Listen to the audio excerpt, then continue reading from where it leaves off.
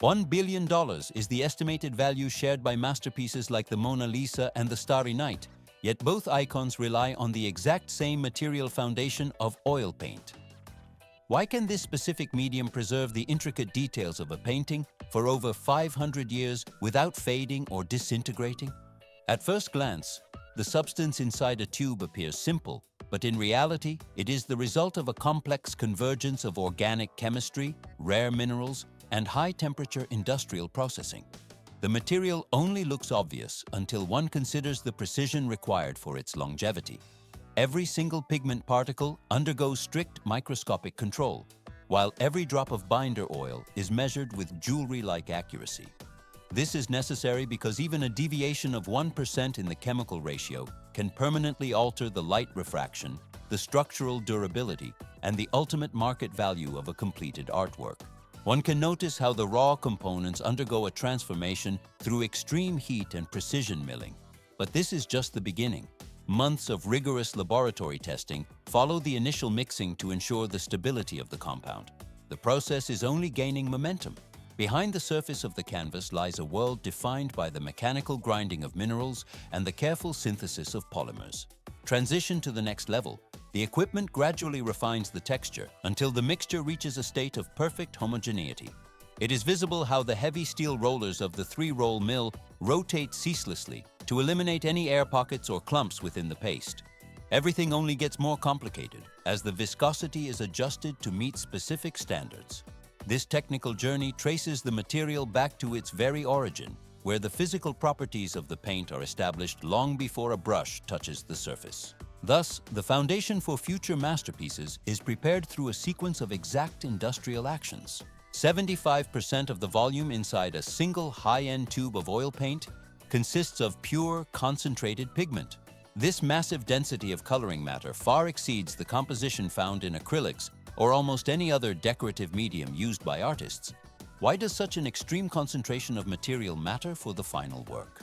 At first glance, it seems like a simple matter of intensity, but in reality, it is this specific saturation that produces the characteristic depth, immense coverage, and vivid intensity that define the medium. One can notice how the thick paste retains its form and luminosity even after being spread across a wide canvas. Oil paint serves as the most durable and long-lasting medium throughout the entire history of Western art. Works of art executed hundreds of years ago continue to preserve their original color profiles and emotional resonance almost entirely intact for the modern observer. This longevity allows the structural depth of the paint layers to remain stable over centuries of environmental exposure. But this is just the beginning. The historical value of these substances often transcended the wealth of empires. Certain pigments were once valued at a price significantly higher than their weight in pure gold. One can notice the richness of ultramarine, a pigment once meticulously derived from lapis lazuli stones extracted from the mines of Afghanistan. It gets more complex further on. 12,000 sea snails had to be harvested and processed just to extract a few grams of the legendary Tyrian purple pigment. This immense expenditure of natural resources and human labor transformed a simple liquid into a symbol of absolute power. The equipment and chemical processes required to refine these minerals and biological sources into stable powders were both dangerous and exhausting. Everything only gets more complicated as these raw materials are ground and blended with drying oils to create the finished product. It is visible how the fusion of mineralogy, advanced chemistry, and centuries of human effort creates a substance that is much more than a mere artistic tool. The medium represents a physical archive of historical value and geological history. Oil paint remains a complex technological achievement that captures light and emotion within a permanent chemical structure. The material is ready to move to the next processing phase without haste. 100% of the final quality of oil paint depends on the foundational stage of pigment preparation. Why is such meticulous attention paid to the raw material before it even touches the binder? Selection of the pigment source initiates the entire cycle, drawing from natural mineral deposits, complex metal compounds, or synthetic variants engineered within laboratory environments. But this raw material is far from ready for the palette in its initial state. Large and uneven particle sizes characterize the crude matter. One can notice how the equipment gradually breaks down the initial structure during the mandatory pre-grinding phase. It is visible how the crushed material then passes through specialized sieves to eliminate coarse particles and microscopic dust that fall outside the strict industrial standards. But this is just the beginning. The process is only gaining momentum as the pigment undergoes rigorous testing for purity and lightfastness. At first glance, the selection seems based on aesthetics. But in reality, the substance must demonstrate the ability to maintain stable color saturation for several hundred years. Only after passing these checks does the pigment enter the drying chambers. All moisture must be completely evaporated to prevent unwanted chemical reactions. The removal of every water molecule ensures that no clumping occurs when the dry powder finally meets the linseed oil.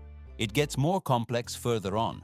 Once the pigment reaches this state of readiness, the focus shifts to the processing of the binding agent. Linseed oil remains the most common choice among drying oils, though poppy seed, walnut, or safflower oils are sometimes utilized for specific properties. Why is flax-based oil preferred by the majority of manufacturers? While other oils offer different clarities, linseed oil provides the highest level of durability and the most stable drying trajectory for the finished film. The sequence begins with the mechanical pressing of flax seeds to extract the crude oil. Multiple stages of filtration follow immediately to strip away mechanical residues and organic impurities. The camera glides along the filtration units where the liquid clears, transitioning to the refining stage. Here, the concentration of free fatty acids is reduced to prevent the paint from yellowing as it ages over the decades.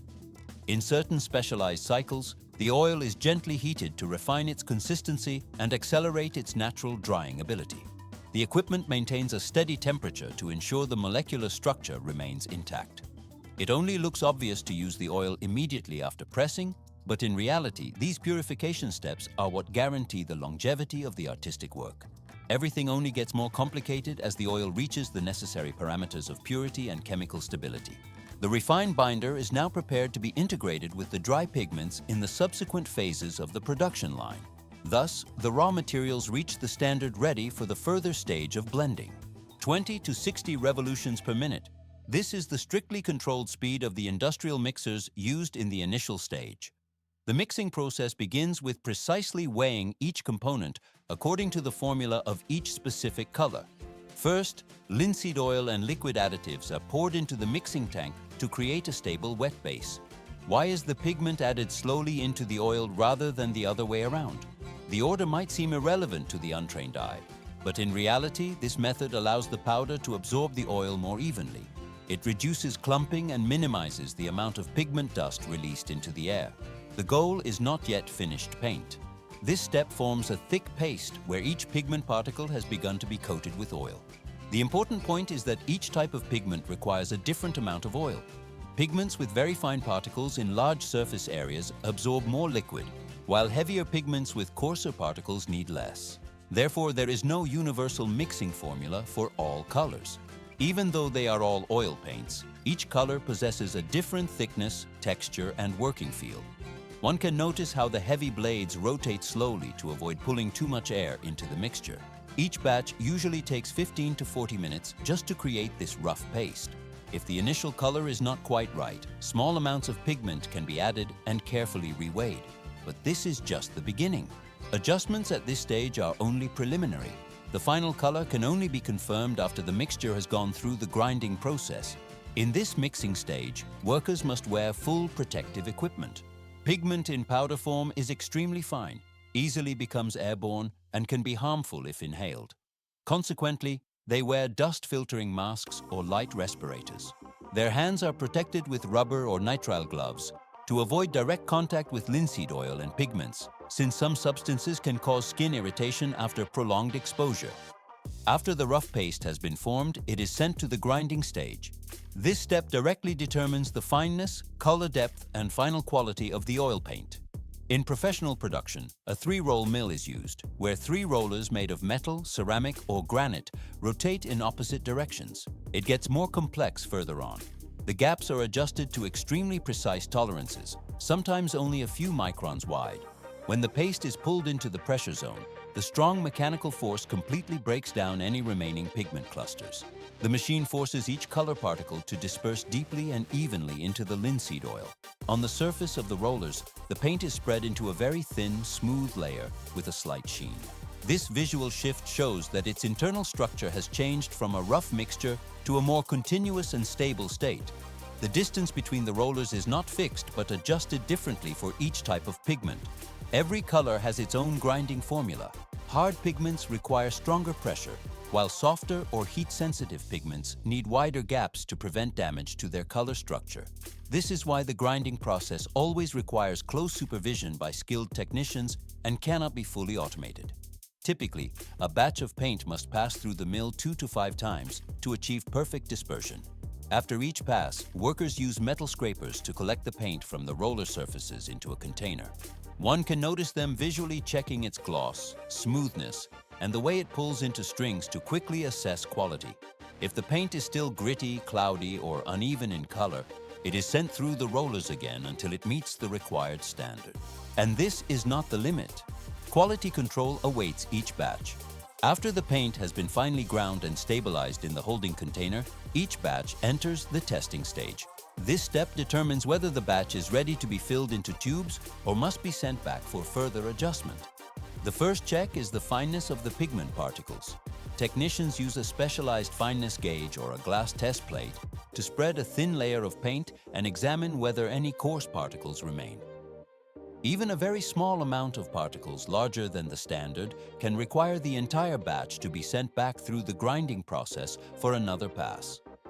Next, viscosity is tested, which refers to how thick or fluid the paint is.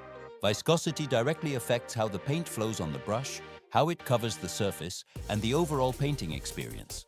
If the paint is too thick, a very small amount of oil is added. If it is too thin, the formula is adjusted in the opposite direction. Color is also compared to the company's reference standard under controlled lighting conditions. This ensures that every tube reaching an artist has the same color, regardless of when it was produced. In addition, the paint is brushed onto a test surface to evaluate its coverage, gloss, and spreading behavior. Only when a batch passes all of these tests is it considered to meet the standard and allowed to move on to the filling and tube sealing stages. Aluminum tubes are prepared nearby. At the same time that the paint quality is being finalized, the aluminum containers are prepared on a separate production line. Aluminum is chosen because it is lightweight, durable, and corrosion resistant. Most importantly, it is extremely effective at preventing air from entering, which is critical for oil paint since it dries through oxidation. Thin aluminum sheets are formed into tubes. Then the bottom and the threaded neck are shaped so that an airtight cap can be securely attached. Inside each tube, a thin protective coating is usually applied to prevent chemical reactions between the aluminum and the linseed oil during long-term storage. After forming, the aluminum tubes are washed, dried, and tested for airtightness. It seems like a simple container, but in reality, even a tiny defect at the bottom seam or the threaded neck can allow air to leak in. This would destroy the product before use. When the aluminum tubes are ready and the oil paint has passed all quality control tests, the process moves on to the filling stage. This is the step where the paint is transferred from a semi-finished product stored in containers into its final commercial form. Because oil paint is highly viscous and very sensitive to air exposure, the filling process must be carried out slowly, smoothly, and under strict control. The aluminum tubes are secured on a conveyor or in holders on the filling machine. The paint is pumped using a piston system or a low-pressure pump. This allows it to flow steadily into the tube without creating turbulence or drawing in excessive air. Each tube is precisely measured by weight to ensure that every product reaching the user has a consistent volume and meets the manufacturer's stated specifications. Due to the high viscosity of oil paint, the pumping speed cannot be too fast. Everything only gets more complicated. If the filling is done too aggressively, air can become trapped inside the tube. This leads to air pockets when the paint is used or reduces its stability during storage. In semi-automatic production lines, the filling capacity typically ranges from 20 to 60 tubes per minute. In fully automated systems, this number can increase to 100 to 200 tubes per minute, depending on the tube size and the thickness of the paint. After being filled, the paint tubes are not yet considered finished. They are then transferred to the bottom sealing and crimping stage, where the airtightness of the product is finally secured for long-term storage. At this step, the bottom of the tube, which is still open, is fed into a specialized crimping machine. The machine folds the aluminum edge into a standardized shape, usually by making 2 or 3 overlapping folds. Before crimping, some production lines perform a light operation to push any remaining air inside the tube toward the opening, ensuring that the interior contains almost only paint. Once the bottom is sealed, the fold must be flat even, and completely free of gaps. After this step, the tube reaches a fully airtight condition. At this point, the batch code or production date is typically printed directly onto the folded bottom, allowing for quality control and traceability. Finally, the cap is tightly screwed onto the neck of the tube. Packaging remains the final step. Once the paint tubes have been crimped and completely sealed, they move on to the packaging stage. First, each tube is given a final visual inspection to detect mechanical defects such as uneven crimps, dented bodies, or any signs of paint leakage. Next, the tubes are placed into individual boxes or packing trays and batches.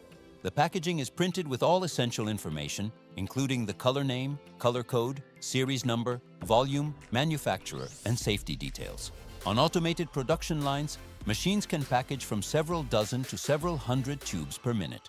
Finally, the smaller boxes are packed into large cardboard cartons, labeled with batch information and prepared for shipment.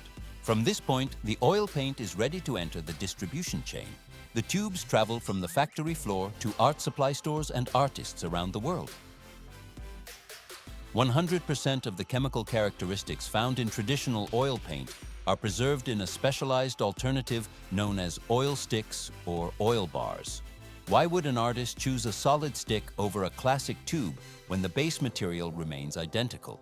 It only looks obvious that form dictates function, but in reality, this structural shift fundamentally alters the physical interaction between the creator and the canvas.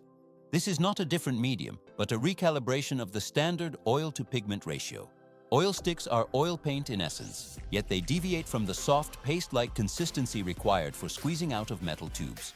The formula is precisely adjusted to make the paint significantly thicker and more solid. This allows the material to be firm enough to be held directly in the hand like a drawing implement. But this is just the beginning. To achieve this structural integrity, a small amount of natural wax is integrated into the mixture alongside the primary pigment and linseed oil. One can notice how the addition of beeswax or various plant-based waxes provides the necessary internal friction. This wax allows the paint to maintain a consistent cylindrical shape while remaining sufficiently soft to glide smoothly across the surface of the canvas. Transition to the next level. The production process for these sticks is virtually identical to that of traditional tube paint through the initial stages. Everything only gets more complicated during the formula adjustment phase that follows the grinding of the pigments. At this point, the wax is introduced and thoroughly mixed to create a stable, semi-solid structure. The mixture is then poured into cylindrical molds, cooled to a specific temperature, and cut into individual units. It is visible how the finished sticks are finally wrapped in protective paper or plastic sleeves to prevent premature drying. Oil sticks allow for the direct application of color to a surface without the mediation of brushes or palette knives. This creates a working experience that is functionally similar to using pastels. However, the process does not end at this stage. Because the core ingredients remain the same, the medium fully preserves the critical properties of oil paint, including the ability to layer, the capacity for blending, and long-lasting color durability. The equipment and the formula work in tandem to bridge the gap between drawing and painting. The material is ready to move to the next processing phase without haste. 100% precision is the baseline requirement for every single stage of the manufacturing journey that transforms a mixture of oil and pigment into professional-grade paint. Why is such a rigid level of technical accuracy necessary for a product that appears so simple in its final form? At first glance, the combination of raw materials seems straightforward, but in reality, any deviation in the chemical or physical balance would compromise the permanence and light fastness of the resulting medium. It only looks obvious that pigments and oils should mix easily, but the process is only gaining momentum once the selection of raw materials begins. Selection and preparation of the pigments serve as the foundational step of the entire operation. These colored powders must be refined and verified for purity before they ever come into contact with the binding agent. One can notice how the linseed oil undergoes its own separate refining process to ensure a clear and stable consistency. Metal containers are prepared as the liquid is filtered to remove any organic impurities that might yellow the paint over time. Everything only gets more complicated once the two primary components are brought together for the initial integration. Mixing occurs at strictly controlled low speeds to prevent the introduction of excessive air or heat into the composition. It is visible how the viscous paste slowly homogenizes within the industrial mixing vats, ensuring that every particle of pigment is thoroughly coated by the refined oil. But this is just the beginning. The mixture must then pass through a series of heavy rollers that are spaced just a few micrometers apart to achieve the required fineness. The equipment gradually crushes any remaining pigment clusters, reducing them to a microscopic scale that ensures a smooth and buttery texture for the artist. The process is only gaining momentum as the paint moves toward the quality control phase. Technicians verify the grind, the viscosity, and the drying time against strict technical standards to guarantee consistency between different batches. After passing these rigorous tests, the finished material is transferred to the filling line, where automated injectors dispense the paste into metal tubes. One can notice the precise movement of the mechanical arms as they handle the containers without a single drop of waste. It does not end at this stage, as the tubes must be hermetically sealed to prevent oxidation. Crimping machines fold the ends of the tubes with calculated pressure to create an airtight barrier. The camera glides along the conveyor as the sealed tubes receive their labels and are placed into protective packaging for transport. Each step is governed by a sequence of mechanical checks that ensure the integrity of the vessel and the preservation of the medium inside. The material leaves the production floor, transitioning into a calm stage where it is ready to be utilized in the creation of art. Thus, the steel and pigment reach the final standard, ready for the next phase of their life in the studio.